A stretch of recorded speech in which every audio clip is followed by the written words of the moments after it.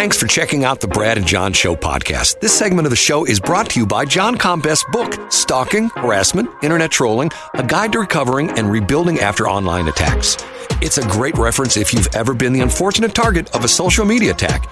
It's available on Amazon. Just search John Combest. That's C-O-M-B-E-S-T, John Combest, and the book will show up in your search results. Now it's time for another segment of the Brad and John Show. Can you handle it? Yes, it's me, Egbert. As the new owner of this station, I want to make sure we have the best talent on the air. That's why I've decided to ban all real estate agents and only have real talkers like Brad and John. Here they are, B and J. Well, here we are, John. We made it another day into the week. Can you believe it? And we made it to episode 50, Brad. 50? Can you believe that? This is our 50th show, is it really? It's our 50th show today, yes. Interesting. Actually, it's segment, right now we're in segment number 135, if you can believe that, believe it or not. I can't believe it. That's the number of segments we've done, and that's the segments that go on to YouTube and on the podcast as well, too. That is John Combest, C-O-M-B-E-S-T. He runs this website called johncombest.com. Every morning, the first thing we do is we defer to John, but we have something new. We started yesterday. We have an announcer that brings John into it. Matter of fact, Mr. Announcer, sir, please come into the studio, please. We're on our way to the number one. It's Casey Kasem. I'm Casey Kasem. And now on with the countdown. In third place, it's third place. State Senator by the way, thank you, Casey, for that intro. It takes me right back to my childhood. State Senator Tracy McCreary, a Democrat from Olivet, has proposed a piece of legislation that is helpful and appears will not cost the state more money. Senator McCreary has proposed the Stop Cyberstalking and Harassment Task Force. And the idea is to give law enforcement and the public more resources in terms of education to identify cyberstalking behavior, harassment. It really overlaps in a lot of area that we used to call domestic violence, particularly women that are victimized by their former partners, by their former spouses. And there was a hearing on it this week where Senator McCreary talked a little bit about the legislation and then also heard from victims advocates and folks who have been stalked in the past and harassed in the past. That's number 3. Number 2. Up a notch to number 2. Number 2 is that there is some progress, to give credit where credit is due. There is some progress on the St. Louis Reparations Commission. Oh, God. Now, we've discussed this topic before, and the Reparations Commission missed its original deadline. It was originally going to propose a reparations plan and outline by the spring. They asked for both an extension on the deadline and also more money. And Tashara Jones, the mayor of St. Louis, has given them both. A content creator at St. Louis Public Radio, Andrea Henderson, whose title is she covers race, identity, and culture, gives an update on the commission met last Wednesday, and they've identified what they're calling a proposed harm report to really outline the ways that folks in St. Louis continue to be victimized by slavery. A really key quote here is from a woman named Malika Horn, who says that, and here's her quote, "We will have the checks, hopefully in cash. But at the same time, we're still confronted with a lot of the problems that are continuing to follow and drain our cash back out."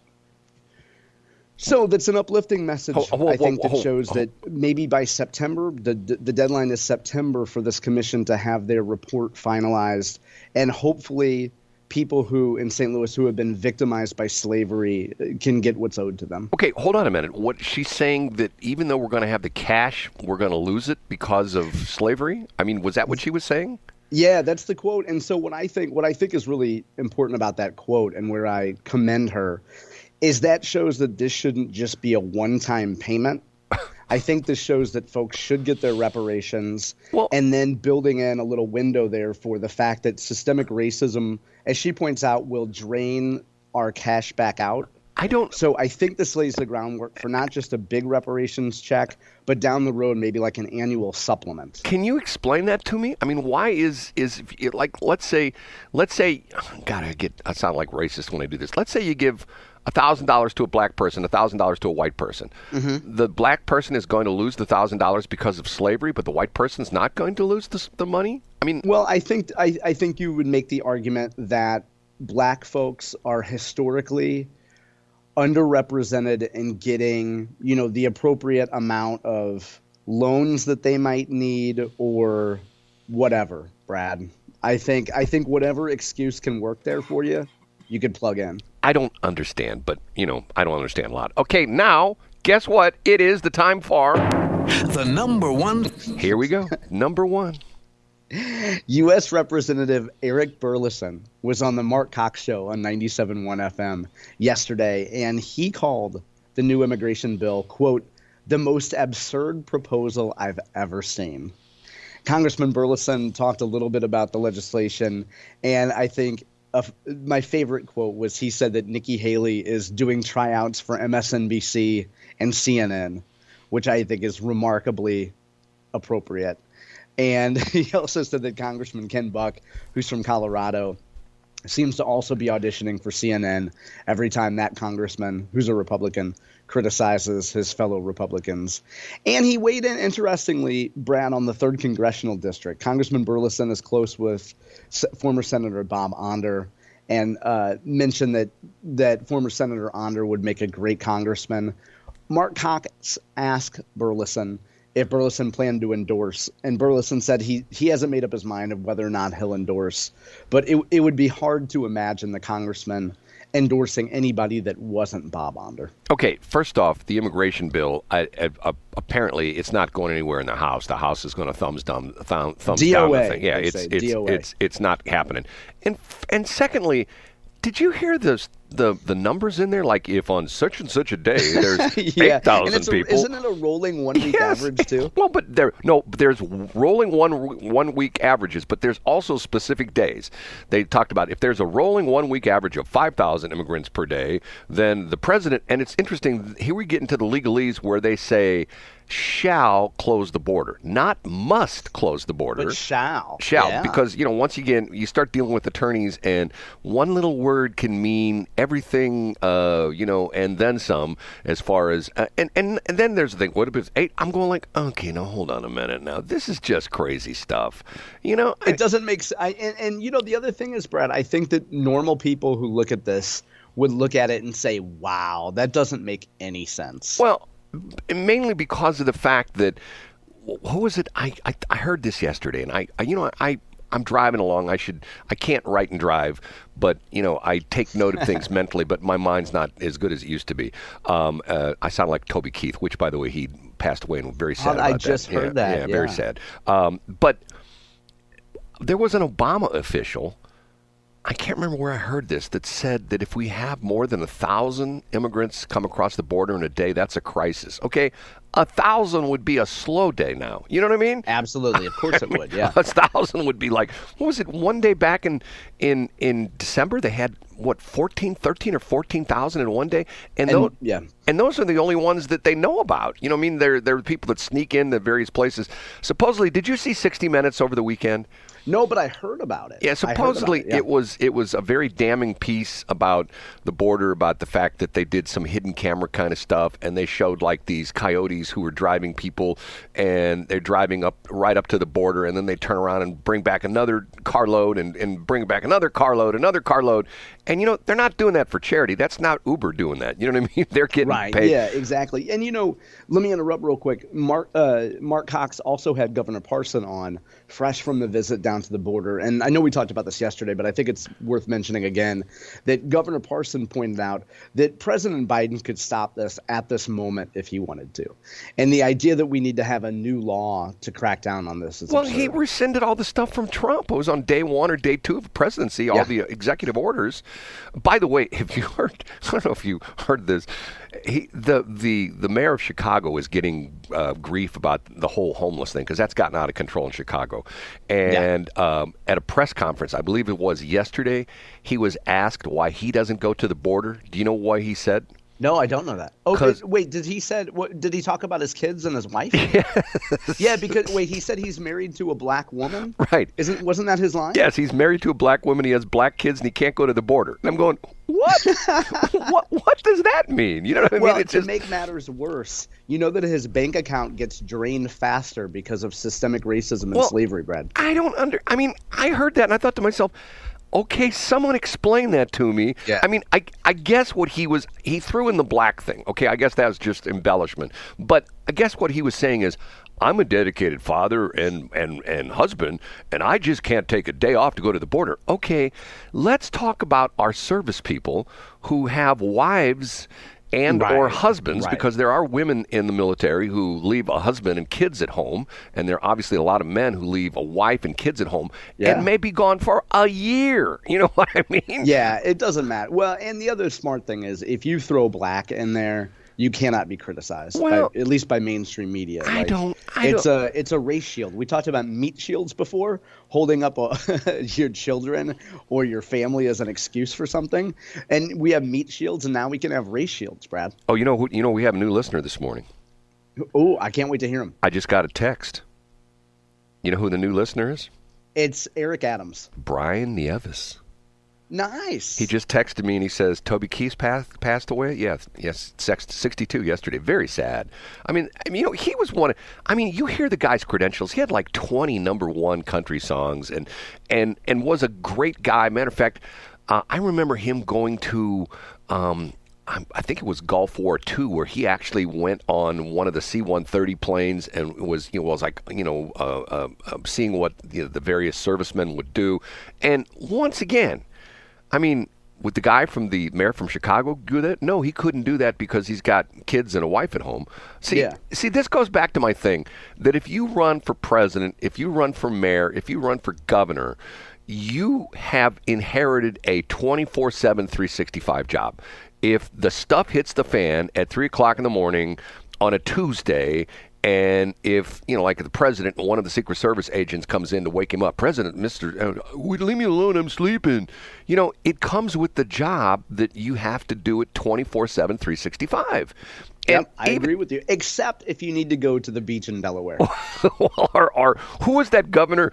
Was it the governor of North Carolina that disappeared for like a week? Yeah. Was it? Gosh. And it turned out he was camping out with his girlfriend somewhere. Yeah, she was in Argentina, wasn't she? In Argentina? I don't know where it was. But if you've seen some of the women from, well, never mind. But the women from Argentina are worth taking a vacation for, allegedly. But see, here's what I don't understand.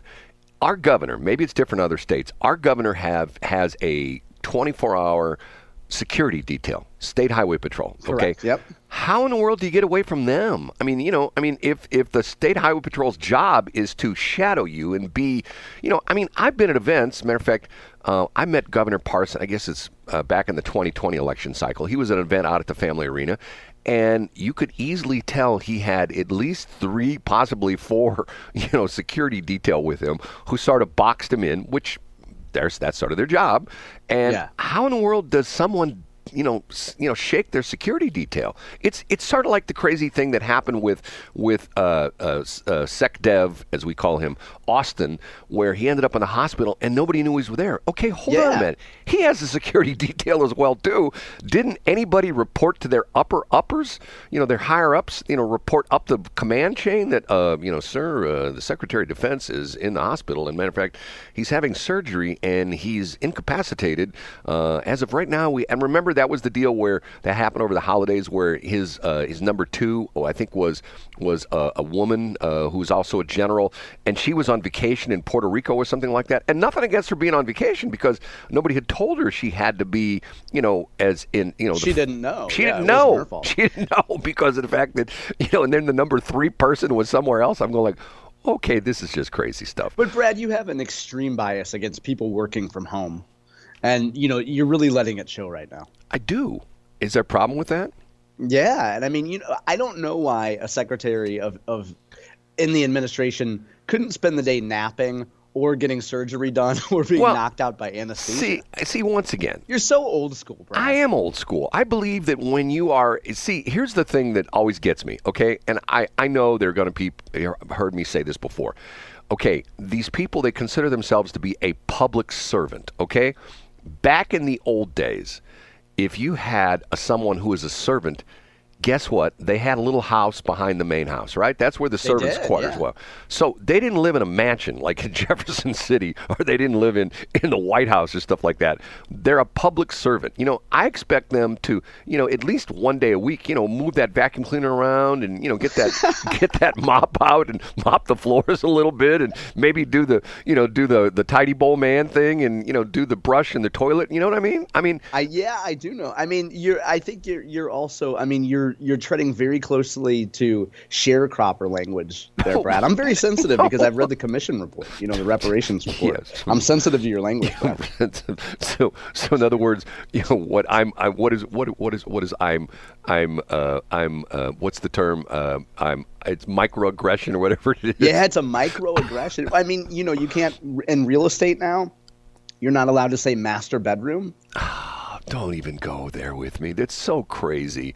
And like in cars, you can't say master cylinder, for the brakes and things like that. And see, perfect example. In cars, you have what you call the master cylinder and you have the slave cylinders. And once again, it's like okay, I'm just glad that when we're giving a demonstration on, for example, batteries, that we can still talk about a male end and a female end. You can't do that anymore. And nobody's talked about this lately, but I can't believe that still in 2024, we're still allowed to say that there's a male end and a female end. Well, but no, it's a male. See, here we go. This is what's interesting. In electric, it's a male plug and it's a female outlet. Oh. Because, see, that's how it works. Watch it, Brad. You have the plug that you hold in your hand that has the prong sticking out of it. That's the plug, and it's a male. And the thing it goes into is the female, which is an outlet. So you have to understand that about connectors and stuff like that. But can't you take either of those down to the WashU Medical Center and have both of those fixed? I'm not going to touch that. Well, that's not what they say at the WashU Med School, Brad. Now, here's what's going to happen. And Brian, if you're listening, still listening, I'm going to keep John in the dark here. We have a special guest who hopefully I'll be able to contact here in the break. And I'm not going to tell John who it is because once I have him on the air, John will not believe I have this person on the air. John will go, how in the world did you do that, Brad? Because nice, a rabbit out of a hat, a regular David Copperfield on the air. And shall we say, this is a very high-profile person. This is not like our usual hoi polloi that we have on the air. You know what I mean? This is someone way up there in the food chain. Okay, we're going to take a break. I'm going to contact this person, and we'll have him on the air here. Thanks for checking out the Brad and John Show podcast. This segment of the show is brought to you by John Combest's book, Stalking, Harassment, Internet Trolling, A Guide to Recovering and Rebuilding After Online Attacks. It's a great reference if you've ever been the unfortunate target of a social media attack. It's available on Amazon. Just search John Combest. That's C-O-M-B-E-S-T, John Combest, and the book will show up in your search results. Now it's time for another segment of the Brad and John Show. Can you handle it?